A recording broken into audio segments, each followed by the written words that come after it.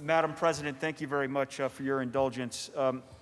Here in Albany, there are certain issues, in my humble opinion, that transcends politics. And when it comes to substance use disorder, that is one of those issues.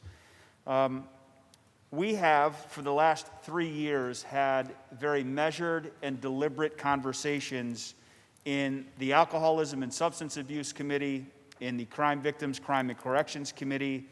I have had personal conversations with the sponsor of this bill, and we have gotten to a place today that looks completely different than we were in 2019.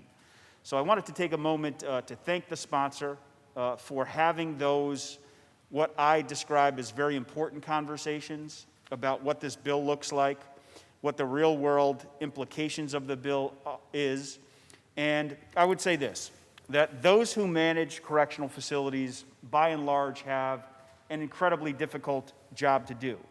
But medically assisted treatment programs within the confines of correctional facilities do, in fact, work.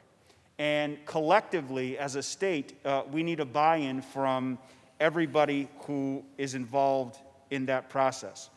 Locally, we've secured hundreds of thousands of dollars to provide this programming within the confines of correctional facilities.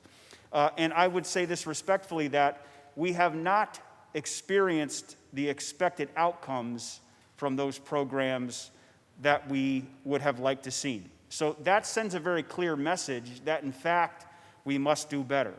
This bill, as currently authored, does 3 things that I think are incredibly important for everyone to understand and realize.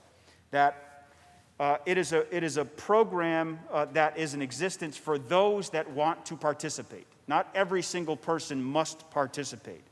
And it, of course, gives the option of those in charge of correctional facilities to partner with outside agencies to provide these services, which I think is critically important. And the last issue I raise is that where we end up in terms of the financial responsibility is a far cry from where we began. We were at $4 million, we're at $20 million now. So I thank the sponsor for listening. I thank the sponsor for being willing to have meaningful conversations about getting that number up. We certainly have more work to do. $20 million doesn't come close enough to the needs statewide. But I feel much better today than I did in 2019, and that's why I will be voting in the affirmative. Thank you, Madam President.